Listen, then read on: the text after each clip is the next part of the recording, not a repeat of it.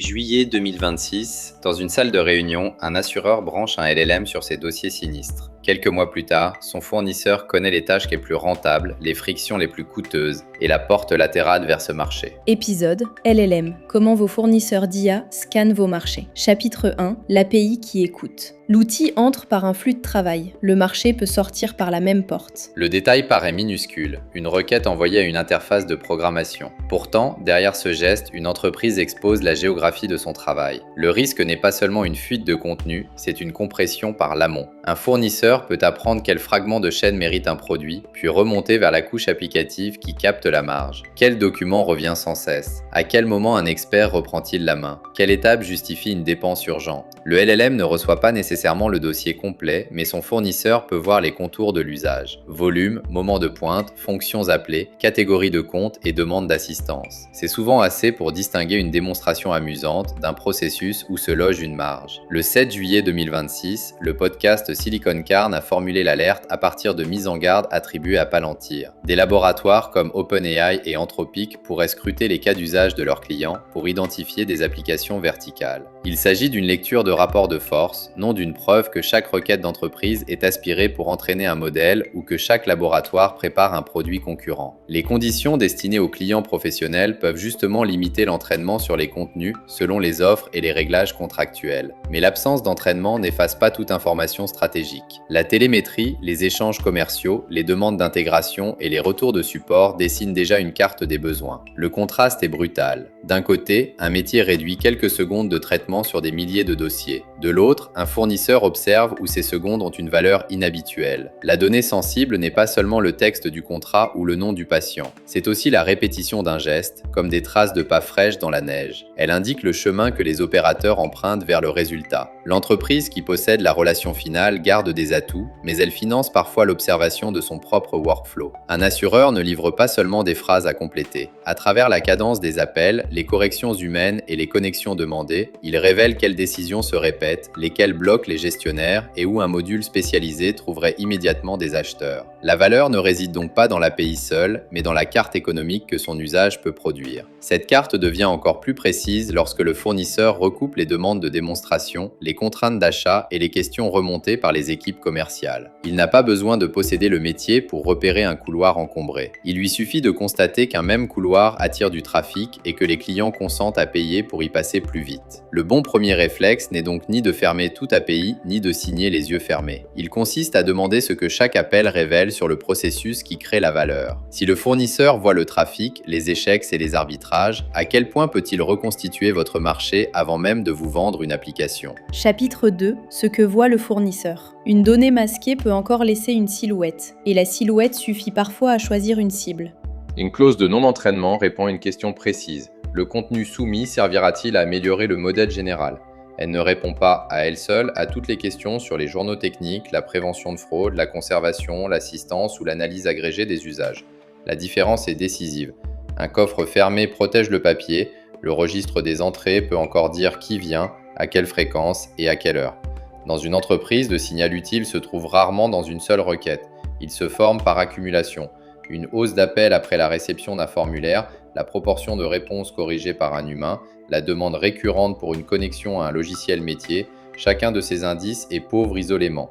Reliés à la taille d'un client et à son secteur, ils deviennent une étude de marché. Silicon Carn, le 7 juillet 2026, rapporte précisément la crainte d'un scanning des usages entreprises mis en avant par Palantir. Cette source décrit une alerte stratégique, elle ne documente pas publiquement à elle seule une pratique identique chez chaque fournisseur cité.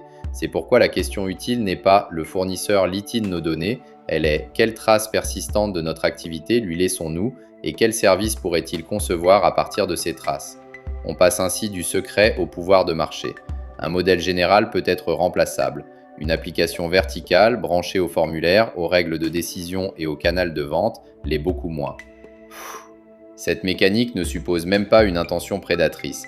Les équipes produits cherchent naturellement les usages qui croissent vite, génèrent des tickets répétés et justifient une offre plus complète.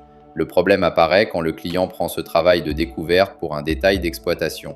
À ce stade, son sous-traitant connaît mieux que lui la fréquence de certaines douleurs. Puis il peut proposer un module standardisé à ses concurrents avec une distribution qu'il contrôle déjà. La boucle économique mérite d'être regardée de près. Le client paye d'abord l'expérimentation, absorbe les erreurs et signale les cas qui reviennent. Le fournisseur peut ensuite répartir le coût d'un produit vertical entre plusieurs entreprises semblables. La connaissance produite à la périphérie d'un workflow devient alors un actif réutilisable, tandis que le premier client garde l'essentiel du coût d'apprentissage.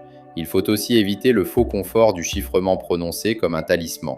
Chiffrer le transport protège les données en route. Chiffrer le stockage réduit certains risques. Mais un service qui doit traiter une requête voit à un moment ce qu'il traite ou au moins des métadonnées exploitables. La vraie protection dépend du découpage du système, de la minimisation des journaux et des droits contractuels de réutilisation. La télémétrie est ainsi une matière première ambiguë. Elle sert à exploiter un service fiable, ce qui est légitime. Elle peut aussi révéler la zone où le client paierait cher pour automatiser. La frontière se trouve dans la finalité, l'accès et la possibilité réelle de contrôler la réutilisation. Qui décide de cette frontière lorsque l'outil devient central au quotidien ? Chapitre 3. Dépendre sans s'abandonner. La vitesse a un prix. Reste à savoir qui le paie quand le fournisseur change d'étage.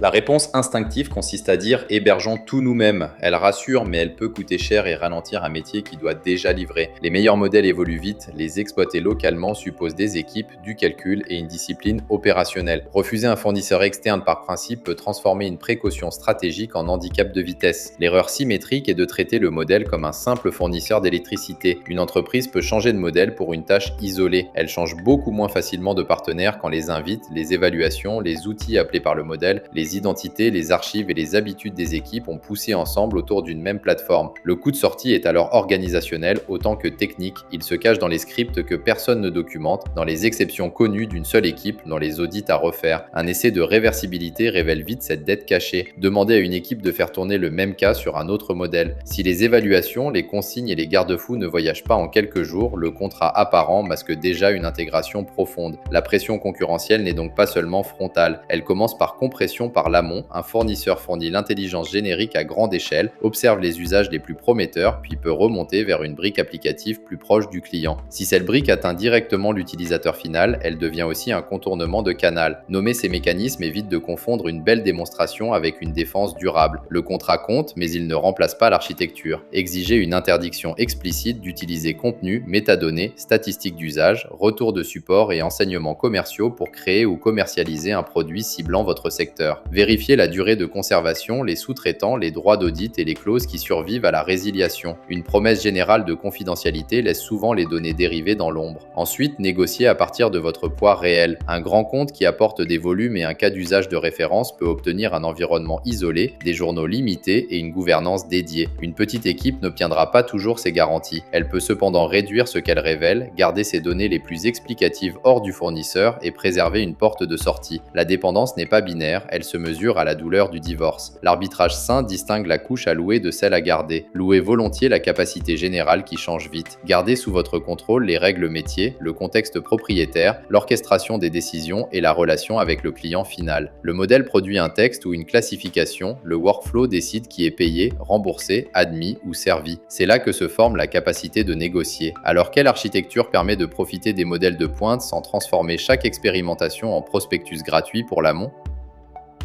Chapitre 4. La forteresse utile. Une frontière n'a de valeur que si le travail peut encore circuler derrière elle. Une forteresse hybride ne consiste pas à en faire média dans un sous-sol. Elle distribue les informations selon leur pouvoir explicatif.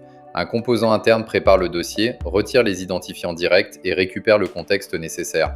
Le fournisseur externe ne reçoit qu'une tâche étroite, avec le minimum de données utiles. La décision finale, les règles de routage et la mémoire métier restent dans un environnement maîtrisé.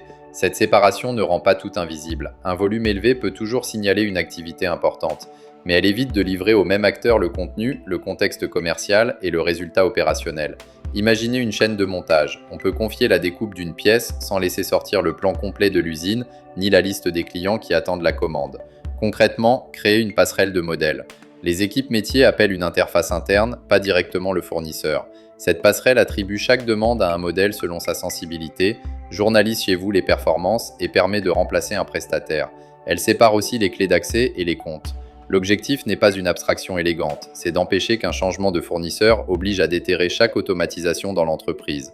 Cette passerelle doit aussi conserver les résultats d'évaluation sous votre contrôle. Sinon, le fournisseur devient l'unique dépositaire de ce qui permet de juger une réponse acceptable. La portabilité n'est réelle que si l'entreprise possède ses cas de test, ses seuils de qualité et les traces de décision qui expliquent pourquoi un modèle a été choisi. Pour les tâches dont le contexte est le plus défendable, un modèle local ou dédié peut servir de zone de confinement. Il n'a pas besoin d'être le meilleur partout. Il peut traiter le tri initial, l'extraction d'informations ou la recherche sur des corpus internes avant qu'un modèle externe ne formule une réponse dépourvue des éléments les plus révélateurs. Le choix doit être testé sur la qualité, le coût d'inférence, le délai et le risque de divulgation. Une souveraineté qui dégrade le service au point de faire revenir les équipes au tableur n'est pas une protection, c'est un décor. La partie la plus difficile est humaine. Le métier veut brancher l'outil qui marche aujourd'hui. La sécurité veut réduire les chemins de fuite.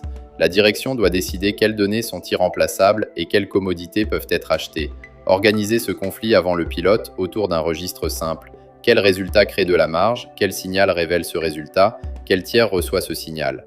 Cette conversation transforme une politique vague en choix de conception. Enfin, mesurez le coût de sortie avant de signer. Faites fonctionner une tâche critique avec un second modèle, même modestement. Conservez les jeux d'évaluation et les invite dans vos systèmes. Documentez les outils connectés.